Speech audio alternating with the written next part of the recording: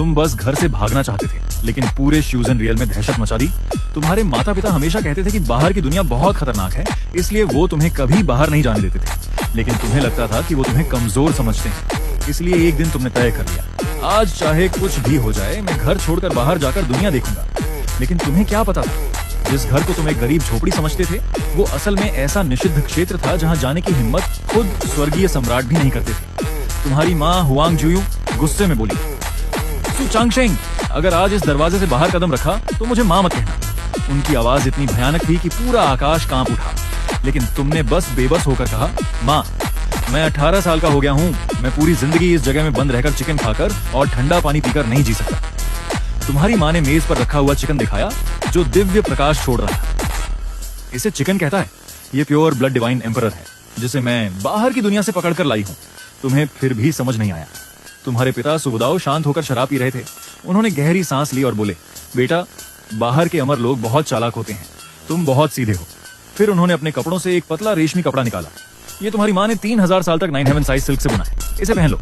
लेकिन तुम्हें वो सिर्फ पुराना कपड़ा लगा। तुमने मुंह बनाकर कहा, पिताजी, मैं इसे गर्मियों से पहन रहा हूँ। फिर तुमने अपने हाथ में पकड़ा जंग लगा चॉपर उठाया। और ये पुरानी कुल्हाड़ी कब बदलोगे?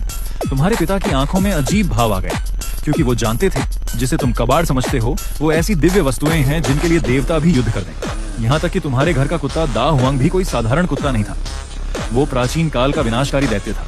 लेकिन तुम कुछ नहीं जानते थे। तुमने सीटी बजाई और दा हुआंग तुम्हारे पीछे पीछे चल पड़ा।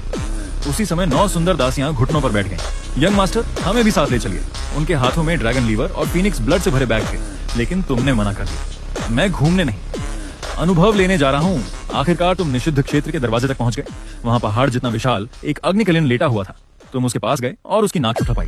ओए आलसी, हर दिन बस सोता रहता है, ये हड्डी खा लेना। तुमने बांस की टोकरी से एक हड्डी निकालकर उसकी तरफ फेंकी, लेकिन वो कोई साधारण हड्डी नहीं थी, वो होली एंसेस्टर डिवाइन बीस्ट की पवित्र हड्डी थी। कलिन की आंखों से आंसू निकल पड़े। उसने कांपते हुए हड्डी को उठाया और निकल लिया। अचानक उसके शरीर से भयानक शक्ति फूटने लगी। उसका टूटा हुआ शरीर तुरंत ठीक हो गया। लेकिन तुमने बस नाराज होकर कहा, इतना शोर क्यों मचा रहा है? अगली बार खाना नहीं दूंगा।